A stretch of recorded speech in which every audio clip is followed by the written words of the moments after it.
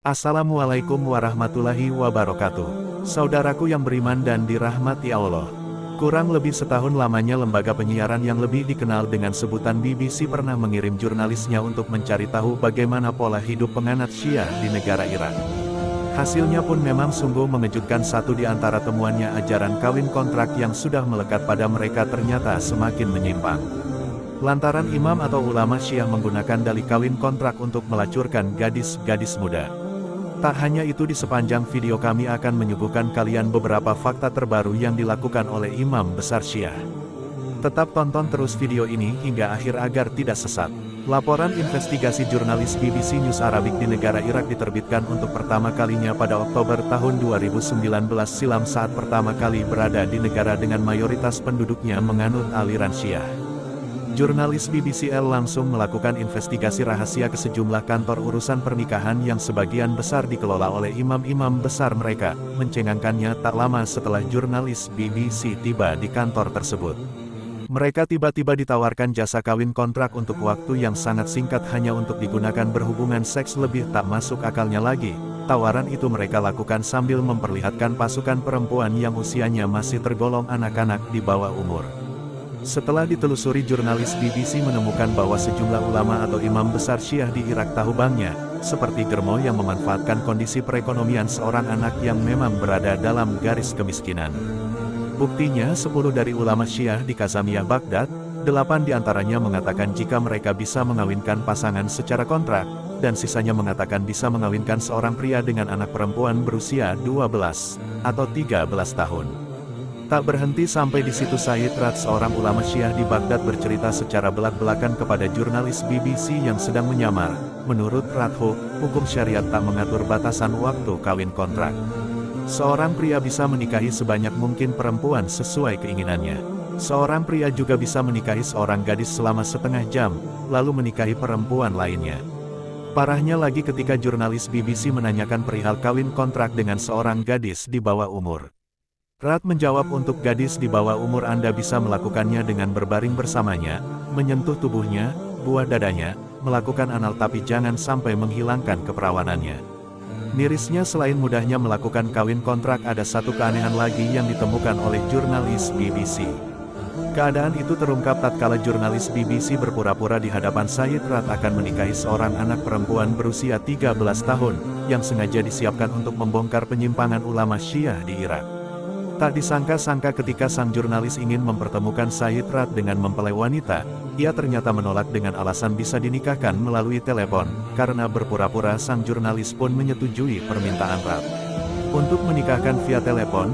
Saat telepon itu sedang tersambung dengan mempelai wanita, ia kemudian bertanya, "Apakah kamu setuju untuk memberi saya izin menikahkanmu bersamanya dengan perjanjian yang akan membayar uang sebesar 150.000 dinar untuk 1 hari?" Ketika pembicaraan Sayyid Rad dan mempelai wanita akan selesai, di akhir percakapan imam besar Syiah itu mengatakan, "Sekarang kalian berdua sudah menikah, dan karenanya kalian halal untuk bersama." Bisa kalian bayangkan betapa mudahnya pernikahan terjadi di negara bermayoritas Syiah. Sekelas ulama, ia bahkan sama sekali tidak menunjukkan kepedulian atas keselamatan gadis berusia 13 tahun. Yang ada, ia memasang tarif $200 atau setara 2,8 juta rupiah atas jasanya, yang hanya dilangsungkan selama beberapa menit. Tak tanggung-tanggung jika seorang pria menikah dengan perempuan atau gadis yang ia siapkan, maka harganya akan jauh lebih mahal, bisa berkisar 7 juta, 9,8 juta, 11,2 juta hanya untuk 1 jam. Nauzubillah. Kondisi yang terjadi di Irak tentu saja merupakan kondisi yang sangat mengkhawatirkan. Saking mengkhawatirkannya, seorang aktivis hak perempuan bernama Yanar Mohammed mengatakan bahwa gadis-gadis itu diperlakukan seperti cendera mata, tak ketimbang sebagai manusia. Yang terakhir, di saat melakukan investigasi, tim jurnalis BBC juga pernah secara rahasia merekam berbagai percakapan dengan para ulama yang begitu lantang menyatakan kesiapan mereka untuk mengeksploitasi gadis-gadis di bawah umur. Bukan hanya itu, mereka juga mendokumentasikan pengakuan seorang anak perempuan yang dengan tegas mengaku bahwa dia telah menjadi korban eksploitasi seksual oleh seorang ulama. Hasilnya apa yang tim jurnalis BBC temukan semakin mengungkapkan bahwa mereka yang mengaku sebagai ulama atau imam besar lebih pantas disebut sebagai germo, atau penjual wanita. Buktinya di salah satu pertemuan seorang ulama menawarkan pernikahan kontrak selama 24 jam kepada salah satu jurnalis BBC.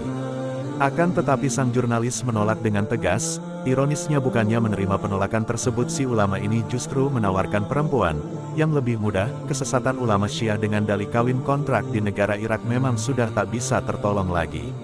Sampai-sampai Ghaid Tamimi, seorang mantan ulama besar Syiah yang menyadari penyimpangan itu, rela hidup dalam pengasingan di London untuk mencari dukungan untuk menghilangkan kesesatan yang terjadi di tanah kelahirannya.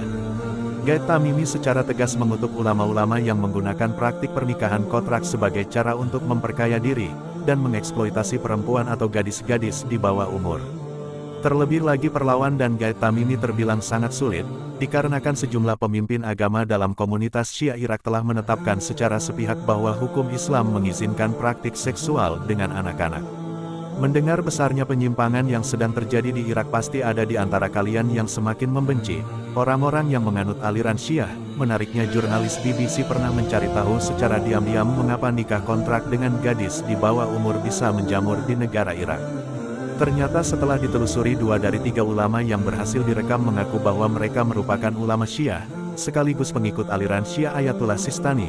Meski demikian, dalam sebuah pernyataan yang disampaikan kepada BBC, Ayatullah Sistani ini adalah tokoh yang tegas.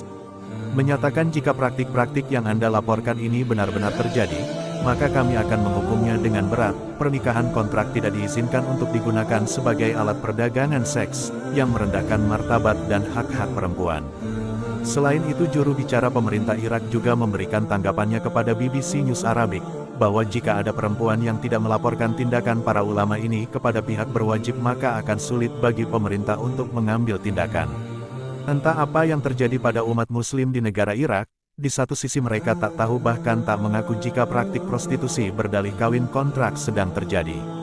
Padahal di sisi yang lain, praktik menyimpang itu justru dilakukan oleh ulama atau imam-imam besar mereka.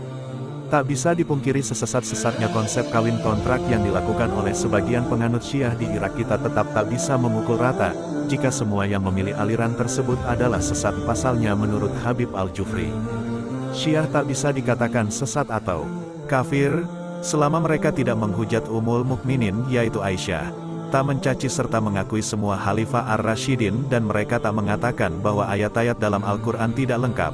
Habib Ali Jufri juga mengatakan di negara-negara Arab seperti Yaman, Sunni dan Syiah pernah hidup berdampingan ribuan tahun lamanya. Sayangnya, segelintir orang yang ingin merusak hubungan tersebut menjadikan Sunni dan Syiah seperti dua aliran yang tak bisa hidup bersama.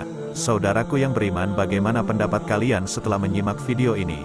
Apakah kalian percaya bahwa semua Syiah itu sesat, atau hanya sebagian? Wallahualam bisawab. Terima kasih saudaraku yang menonton video ini hingga akhir, dan sampai jumpa di video selanjutnya. Hamba Allah undur diri.